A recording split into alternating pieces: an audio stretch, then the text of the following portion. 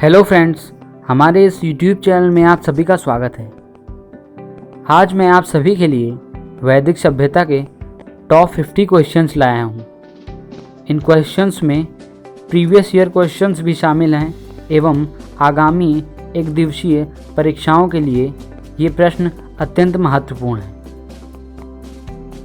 मैं इसी तरह से समय समय पर इतिहास विषय पर महत्वपूर्ण प्रश्न लाता रहूँगा। इसके लिए आपको हमारे इस YouTube चैनल को सब्सक्राइब करना होगा। आइए वीडियो शुरू करते हैं। आज का पहला प्रश्न है, वैदिक सभ्यता के संस्थापक कौन थे? जिसके ऑप्शंस हैं द्रविड़ लोग, सिंधु घाटी के लोग, आर्य एवं मेसोपोटामिया के लोग। इसका सही आंसर है आर्य। भारत में वैदिक सभ्यता के संस्थापक आर्यों को माना गया है, जो कि मध्य एशिया से आए थे। नेक्स्ट क्वेश्चन, आर्य अपने साथ क्या क्या चीज़ लाए थे? जिसके ऑप्शंस हैं हाथी, शेर, गाय एवं घोड़े। इसका सही आंसर है आर्य अपने साथ घोड़े लाए थे। इसका सही आंसर है फोर्थ। आर्यों ने भारत में सर्वप्रथम घोड़े और लोहे की शुरुआत की। ये अपने साथ घोड़े लाए थे। नेक्स्ट क्वेश्चन है, आर्यों का मुख्य खाद्य क्या था? जिसके ऑप्शंस हैं गेहूं, जौ, चावल एवं मटर। इसका सही आंसर है जौ, जिसको यव भी कहा जाता था। आर्यों का मुख्य खाद्य जौ था। सबसे ज़्यादा प्रोडक्शन जौ का किया जाता था। नेक्स्ट क्वेश्चन है, आर्य भारत में मध्य एशिया से आए थे। यह तर्क किसने दिया? यह किसने बताया कि आर्य भारत में मध्य एशिया से आए थे? इसके ऑप्शंस हैं दयानंद सरस्वती, बाल गंगाधर तिलक, अविनाश चंद्र दास एवं मैक्स मूलर। इसका सही आंसर है मैक्स मूलर। मैक्स मूलर ने आर्यों को मध्य एशिया का बताया। नेक्स्ट क्वेश्चन है, वैदिक काल में गाय के लिए किस शब्द का इस्तेमाल होता था? जिसके ऑप्शंस हैं अघन्य, गोधूली, गोधूम एवं व्रीहि। इसका सही आंसर है अघन्य। गाय के लिए अघन्य शब्द का इस्तेमाल किया जाता था।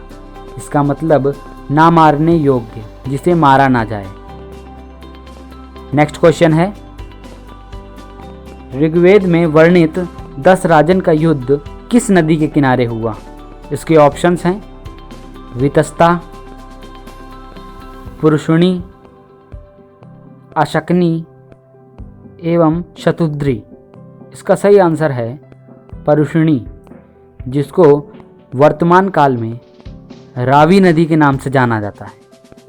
नेक्स्ट क्वेश्चन है, 10 राजन युद्ध में किस कबीले की विजय हुई? 10 राजन युद्ध जो कि 10 राजाओं एवं भरत कबीले के बीच हुआ था। इस युद्ध में किसकी विजय हुई? इसके ऑप्शंस हैं पहला है भरत कबीला, दूसरा है यदु कबीला, तीसरा है अणु कबीला एवं चौथा है तुर्वश कबीला। इसका सही आंसर है भरत कबीले। भरत कबीले की 10 राजन युद्ध में विजय हुई। नेक्स्ट क्वेश्चन है, वैदिक सभ्यता का सबसे पवित्र पशु किसे माना गया है? इसके ऑप्शंस हैं पहला है हाथी, दूसरा है गाय, तीसरा है घोड़ा एवं चौथा है बैल। इसका सही आंसर है गाय। ऋग्वैदिक काल में गाय को अत्यंत पवित्र पशु माना जाता था। यह उस समय अर्थव्यवस्था की रीढ़ मानी गई है। वस्तु विनिमय के लिए गाय का इस्तेमाल किया जाता था। ऐसा कहा जाता था कि व्यक्ति की हैसियत उसके पास कितनी गाय हैं इससे पता चलती थी। आइए नेक्स्ट प्रश्न पर चलते हैं। नेक्स्ट प्रश्न है, गेहूं के लिए उपयोग किया गया शब्द क्या था? जिसके ऑप्शंस हैं आघन्य, गोधूली, गोधूम एवं व्रीहि। इसका सही ऑप्शन है गोधूम। नेक्स्ट क्वेश्चन, वैदिक काल की सबसे पवित्र नदी किसे कहा गया है? सबसे पवित्र नदी किसे माना गया है? जिसके ऑप्शंस हैं सरस्वती, सिंधु, सतलज एवं चेनाब। इसका सही आंसर है सरस्वती, जिसको उस समय सुरसुती के नाम से जाना जाता था। इसका कुल 33 बार नाम मिलता है ऋग्वेद में। नेक्स्ट क्वेश्चन है, वैदिक सभ्यता में अर्थव्यवस्था की मुख्य वस्तु क्या थी? जिसके ऑप्शंस हैं रुपया, अनाज, मुहरें एवं गाय। इसका सही आंसर है गाय। ऋग्वैदिक काल में गाय अर्थव्यवस्था की रीढ़ मानी गई है। नेक्स्ट क्वेश्चन है, जन शब्द किस लिए इस्तेमाल किया जाता था? जिसके ऑप्शंस हैं देश, प्रांत, कबीला एवं गांव। इसका सही ऑप्शन है कबीला। जन कबीले को कहा गया था। वैदिक काल में व्यक्ति कबीले में रहता था। कबीले के मुखिया को जनपति कहा जाता था। नेक्स्ट क्वेश्चन है, ऋग्वैदिक काल में वर्णित 10 राजन युद्ध कितने दिनों तक चला? जिसके ऑप्शंस हैं 15 दिन तक, 16 दिन तक, 17 दिन तक एवं 18 दिन तक। इसका सही आंसर है 18 दिन तक। हम आपको बता दें कि इस 10 राजन युद्ध की तुलना महाभारत के युद्ध से की जाती है। कहा जाता है महाभारत का युद्ध 10 राजन युद्ध ही था, क्योंकि महाभारत और रामायण को एक काल्पनिक घटना माना जाता है, एक माइथोलॉजी माना जाता है। कहा जाता है यह इसके साक्ष्य नहीं मिले हैं, ये घटनाएं नहीं घटी हैं। इस वजह से महाभारत के युद्ध को 10 राजन का युद्ध ही समझा जाता है, जो कि 18 दिन तक ही चला था। नेक्स्ट क्वेश्चन है, बाल गंगाधर तिलक के अनुसार आर्य कहाँ से आए थे? आर्यों के बारे में अलग अलग मत दिए गए हैं। तो यह प्रश्न है कि बाल गंगाधर तिलक के अनुसार आर्य कहाँ से आए थे?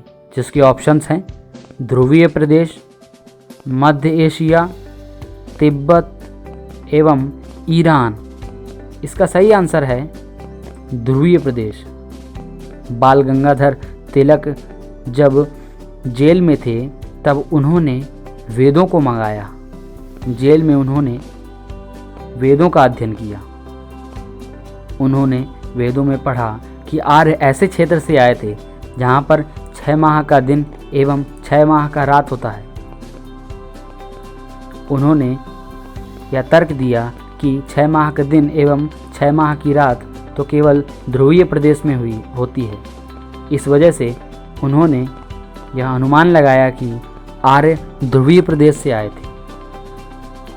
नेक्स्ट क्वेश्चन है, गोमती नदी के लिए प्रयोग किया गया शब्द क्या था? इसके ऑप्शंस हैं वितस्ता, परुषणी, गोमल एवं शतुद्री। जिसका सही आंसर है गोमल। गोमती नदी के लिए गोमल शब्द का यूज़ किया है वैदिक काल में। नेक्स्ट क्वेश्चन है, दयानंद सरस्वती ने आर्यों को तिब्बत का बताया है क्योंकि इनका खाद्य जौ था, इनका पेय सोमरस था, ये घोड़े रखते थे, नेक्स्ट है ये गोरे थे। इसका सही आंसर है इनका पेय सोम था।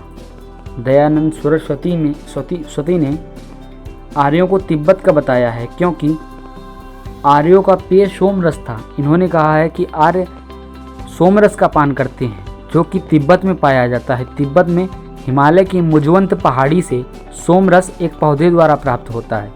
इस वजह से दयानंद सरस्वती ने कहा है कि आर्य तिब्बत से आए थे। नेक्स्ट क्वेश्चन है, आर्यों ने कितने वेदों का संकलन किया? कहा जाता है आर्यों ने वेदों का संकलन किया। तो यह प्रश्न है कि आर्यों ने कितने वेदों का संकलन किया, जिसके ऑप्शंस हैं 2, 3, 4 या 5। इसका सही आंसर है 4। आर्यों ने 4 वेदों का संकलन किया। ये वेद हैं ऋग्वेद, जो कि सबसे पुराना वेद है।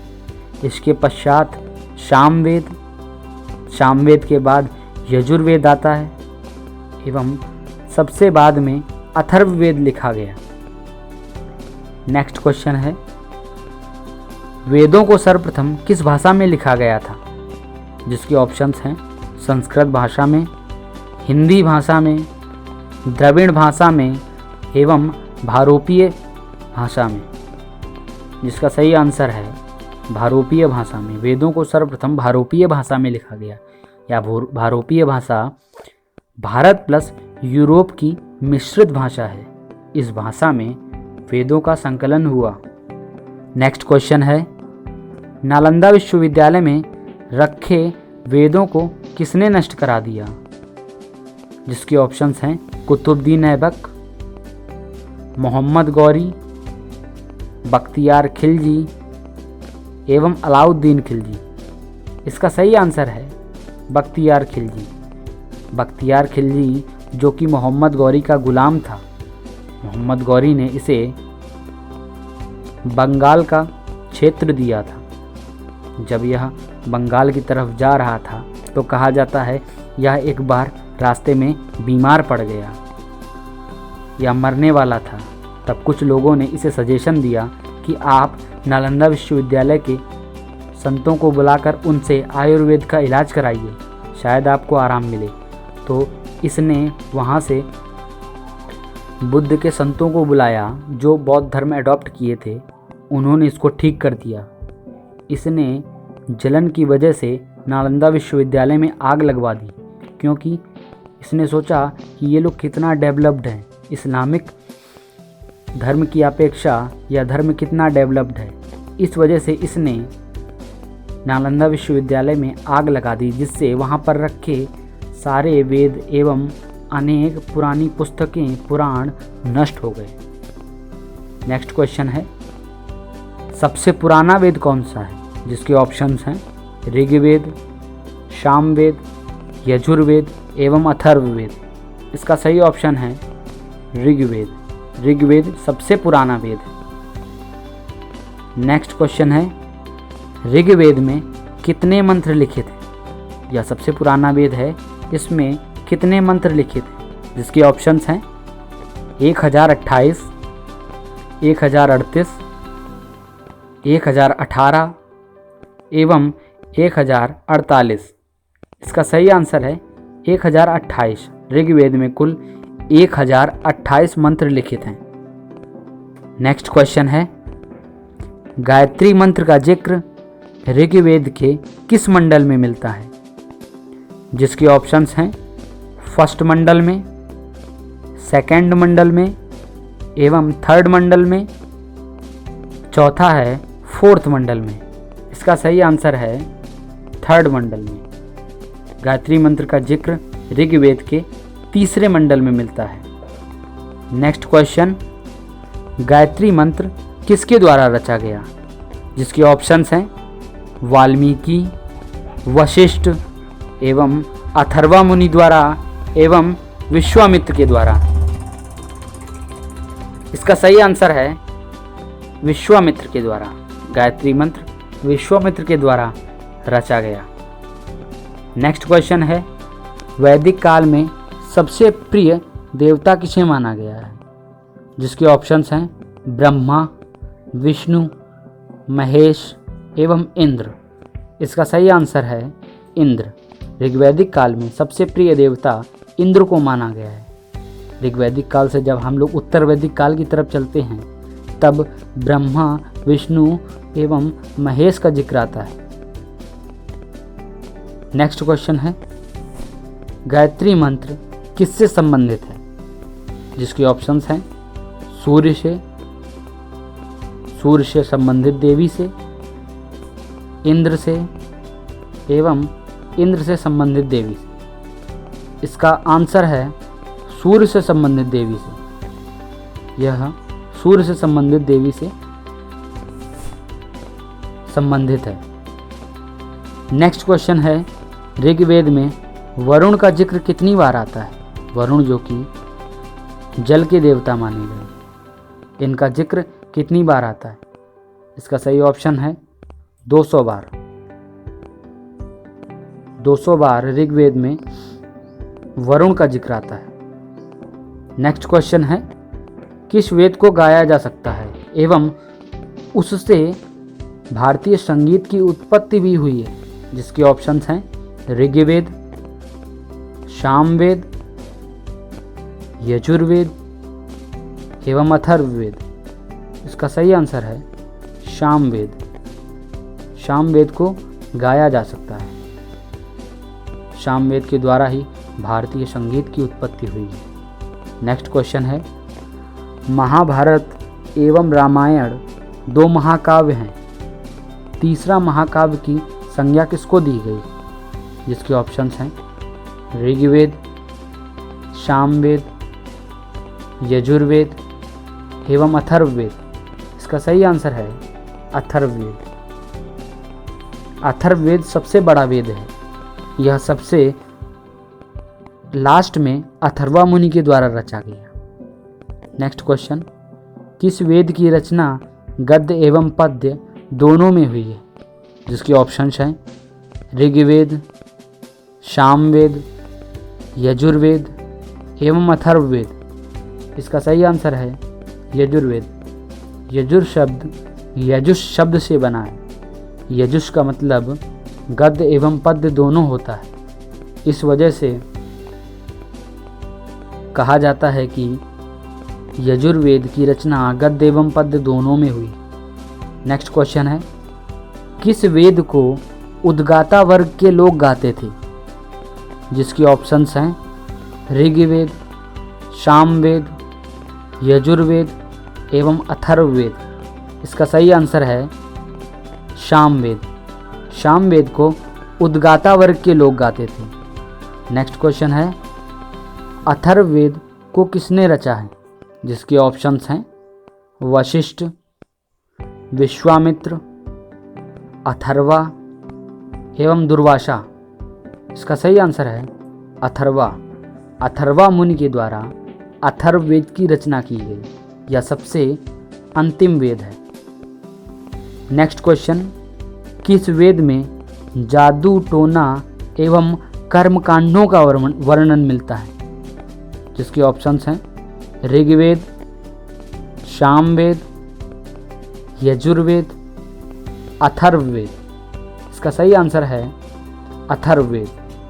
अथर्ववेद में जादू टोना एवं कर्मकांड जैसे चीज़ों का वर्णन मिलता है।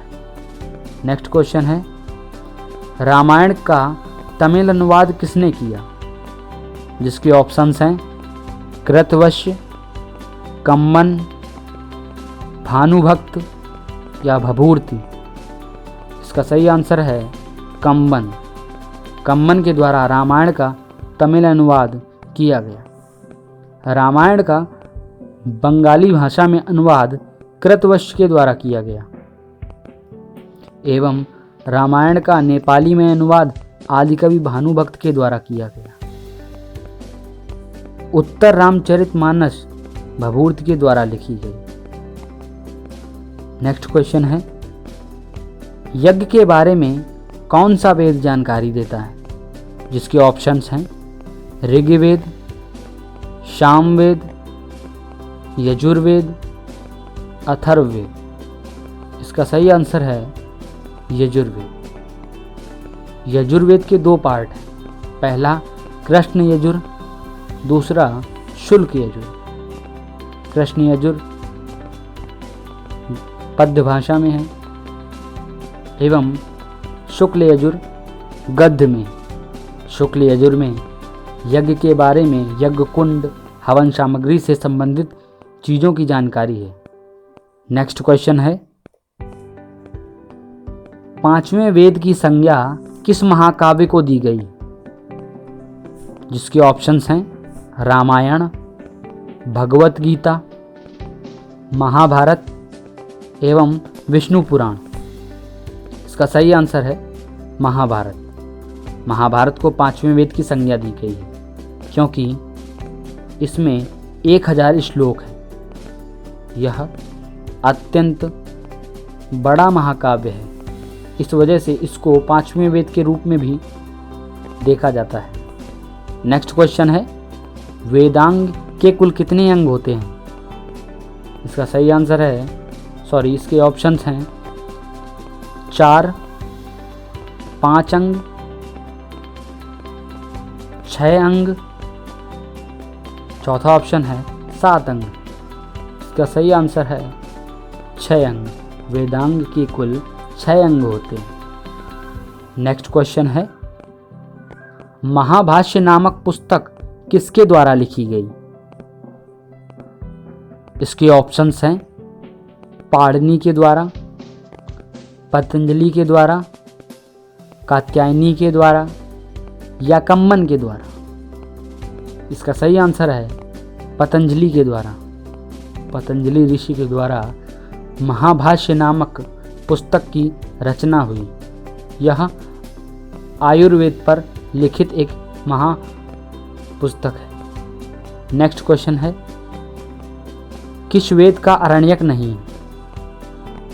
इसके ऑप्शंस हैं ऋग्वेद, सामवेद, यजुर्वेद या अथर्ववेद।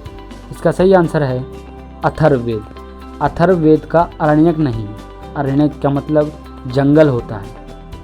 सारे वेदों के आरण्यक हैं, अथर्ववेद का आरण्यक नहीं है क्योंकि आरण्यक को समझने के लिए जंगल जैसा एकांत माहौल चाहिए। इस वजह से अथर्ववेद के आरण्यक नहीं है क्योंकि अथर्ववेद में जादू, मंत्र, टोने टोटके एवं कर्मकांडों से संबंधित चीज़ें हैं। इस वजह से इसका आरण्यक नहीं बना। नेक्स्ट क्वेश्चन है, उपनिषदों की संख्या कितनी है? जिसके ऑप्शंस हैं 106, 107, 108 एवं 109। इसका सही आंसर है 108। उपनिषदों की संख्या कुल 108 है, परंतु ये सारे उपनिषद नष्ट हो चुके हैं। वर्तमान काल में केवल 12 उपनिषद उपस्थित हैं। नेक्स्ट क्वेश्चन, सत्यमेव जयते शब्द किस उपनिषद से लिया गया है? जवालोपनिषद, कठोपनिषद, बृहदारण्यक उपनिषद एवं मुंडक उपनिषद। इसका सही आंसर है मुंडक उपनिषद, जो कि अथर्ववेद का उपनिषद है। जवालोपनिषद में 4 वर्णाश्रम की व्यवस्था मिलती है एवं कठोपनिषद में यमराज एवं निचकेता का संवाद दिया हुआ है। बृहदारण्यक उपनिषद सबसे बड़ा उपनिषद है। नेक्स्ट क्वेश्चन, जन्म जाति के बारे में ऋग्वेद के किस मंडल में जानकारी मिलती है? जिसके ऑप्शंस हैं 7वें मंडल में, 8वें मंडल में, 9वें मंडल में या 10वें मंडल में। इसका सही आंसर है 10वें मंडल में। जन्म जाति के बारे में ऋग्वेद के 10वें मंडल पुरुषोक्त मंडल में जानकारी मिलती है। यहाँ पर जन्म आधारित जाति का वर्णन मिलता है। नेक्स्ट क्वेश्चन है, उत्तर वैदिक काल में कितने प्रकार से विवाह होता था? जिसके ऑप्शंस हैं 6 प्रकार से, 7 प्रकार से, 8 प्रकार से या 9 प्रकार से। इसका सही आंसर है 8 प्रकार से। उत्तर वैदिक काल में कुल 8 प्रकार से विवाह होता था। ये विवाह मुख्यतः पहला है ब्रह्म विवाह, दूसरा है देव विवाह, तीसरा है गंधर्व विवाह, चौथा है प्रजापात्य विवाह, 5वां है आर्ष विवाह, 6वां है असुर विवाह, 7वां है राक्षस विवाह, 8वां है पैशाय विवाह। नेक्स्ट क्वेश्चन की ओर देखते हैं।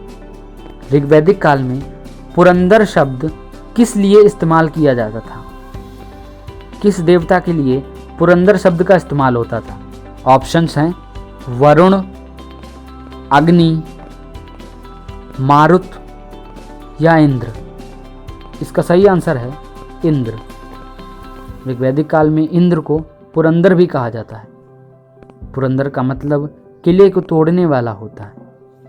नेक्स्ट क्वेश्चन, राजसूय यज्ञ कब किया जाता था?